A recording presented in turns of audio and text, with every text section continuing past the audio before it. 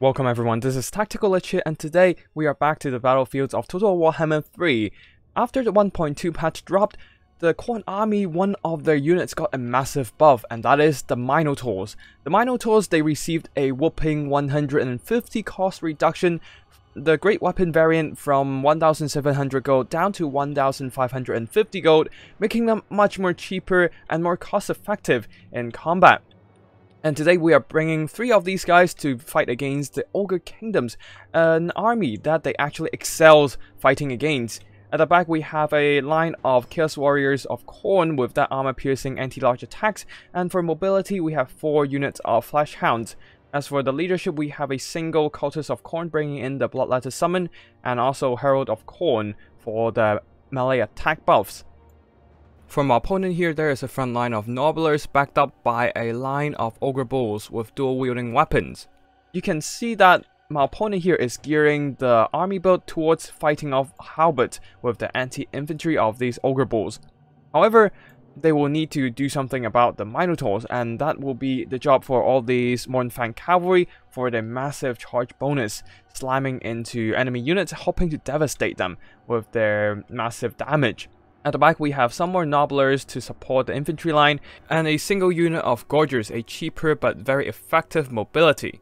Also, we have the new regiment of Renown, Powder Guts Man-Eaters with longer range Ogre pistols. Not only do they have guns improved by known technology, they also have better melee sets. Also, for artillery, we have a single unit of Iron Blasters supported by a Slaughtermaster of Beast, and that's basically it for the army builds on both sides. Let's get the battle started and witness the clash of the two monstrous armies. As the battle starts, I quickly push in my large units into the tree line, hoping to shelter them from the Iron Blaster shots. Honestly, this patch 1.2 has given the Ogre Kingdoms a much harder time to deal with the Khorne army. Not only do they give additional anti-large bonuses to the Khorne rosters, the Skull Crushers and Skull Cannons to be the example, they also significantly cut the cost of these Minotaurs, making them so much more cost effective in any combat scenario. 150 gold is definitely not something to neglect. And on top of that, the Man-Eaters with Ogre Pistols, their great anti-armor pistols, got nerfed in terms of AP damage. And now with my opponent here pushing up the Man-Eaters due to the lack of firing line of sight, I assume they got caught out of position by a bunch of Flash Hounds. The Nobblers and the Ogre Bulls will be rushing forward trying to save them out of that position, while the Iron Blasters have been unloading into the Khorne Halberds. But unfortunately, after the nerf, they were not as effective as before, doing limited damage. And at this point, my Flash Hounds got pushed over to the front line, now trying to pull away from the Mournfangs. But a countercharge with the Mournfang Cavalry pushed them off, and here comes the Minotaurs running down from the mountainside, rolling straight into the formations of the Ogre army, plowing through a bunch of Nobblers, and with their anti-large armor piercing, doing massive damage to the Mournfang Cavalry on the right. And on the left flank, some Mournfang Cavalry recharging a bunch of Chaos Warriors of Khorne, but they are holding up against a bunch of Nobblers, Ogre Bulls, and even the Mournfang Cavalry with the support of some Minotaurs, and soon the Flash Hounds as well, pushing off this flank of Ogre units and surviving into combat, while the Iron Blasters are still raining shots into these armored infantry.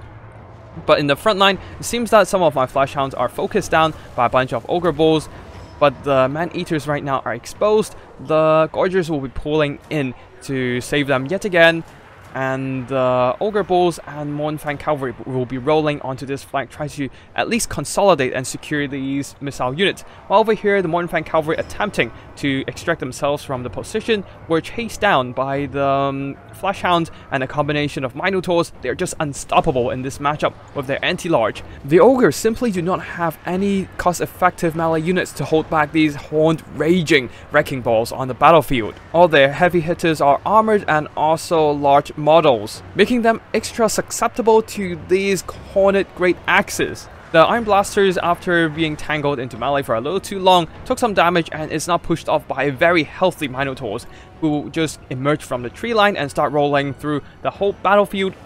There are some powder guts are still standing and firing, but not for long, as the Minotaurs will be catching them with a devastating charge, forcing them to pull back again, pulling in some Ogre Bulls, hoping to save them, but unfortunately they're down to 6 models, soon going down to 5 with a pursuing Minotaurs straight behind them.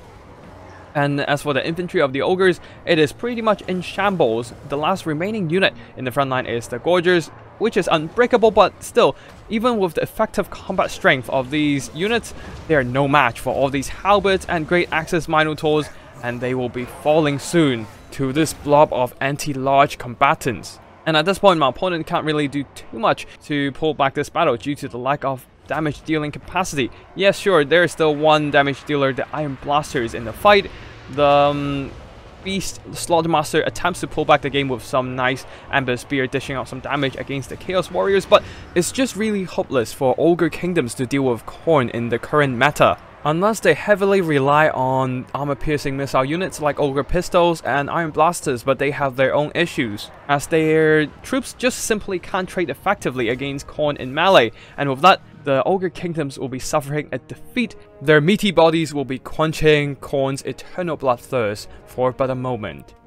Overall, Minotaurs are just a solid damage dealing unit. They are big, strong, they have massive weapon strength, and combined with their unique buffs, the immune to psychology, the attack, and also damage buffs come from their own abilities. They are an extremely effective melee fighter, albeit they have morale penalties, and unlike other demons, they do rout from combat, but still, they are pretty much wrecking balls on the battlefield. And now with that 150 gold decrease, I would say they can easily earn back their worth if placed in the correct situation, just like all these Minotaurs. This one getting over 1,500 value, this one as well.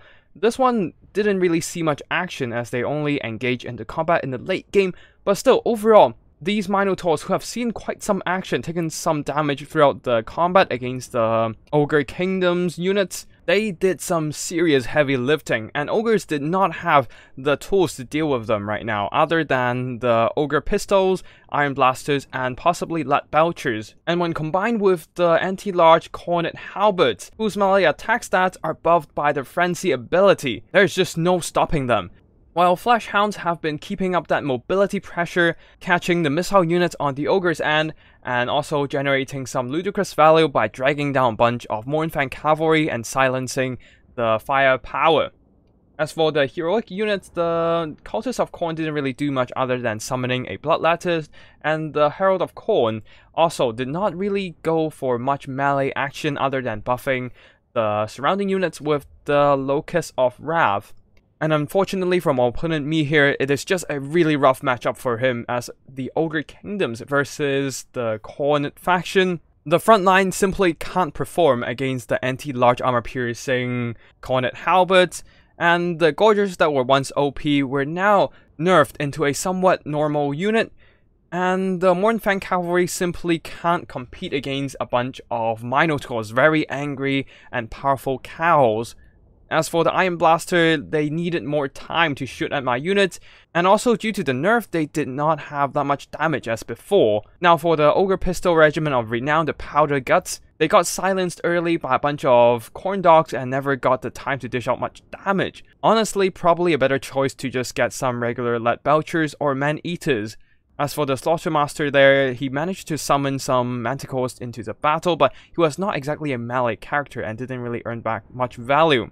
So overall, the Ogre Kingdoms tried hard to fight in a very disadvantageous matchup, as now Khorne have so many tools to deal with the Ogre Kingdoms, the anti-large Skull Crusher, Cornet Halberds, the cheaper Minotaurs as well, and also Skull Cannons is another possible tool to shoot down a bunch of Ogres.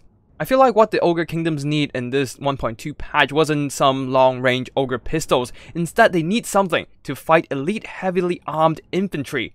For example, say some Ogre Man-Eaters that can throw in explosives with armor-piercing damage, or even a more effective armor-piercing anti-large unit to deal with stuff, say, like Minotaurs, the Dragons of Cathay, exalted greater demons of different chaotic factions. For a random suggestion, that would be a regiment of renowned Gorger unit that has anti-large. But alas, we have the Powder Guts, the longer range Ogre pistols. Now don't get me wrong, they're good at what they do, but they're not exactly what the Ogre kingdoms need the most right now. And I feel like the update fell a bit short in terms of updating the roster of different factions, for example, the Ogre Kingdoms. We can talk about the other factions in a different video, but for now that's gonna be it, and I hope you enjoyed this video. If you do, remember to hit the like and subscribe to keep an eye out on future content uploads, including battle replays like this one, wild army builds, tips and strategies for online multiplayer for Total Warhammer, and occasionally memes and shitpost videos. And if you have any replay style you want to showcase, feel free to drop by my Discord or send me an email with the replay file attached. I'll be sure to check them out. And yeah, that's basically it for today. Thank you for watching, and I'll see you in the next one. Tactical Lich, signing out.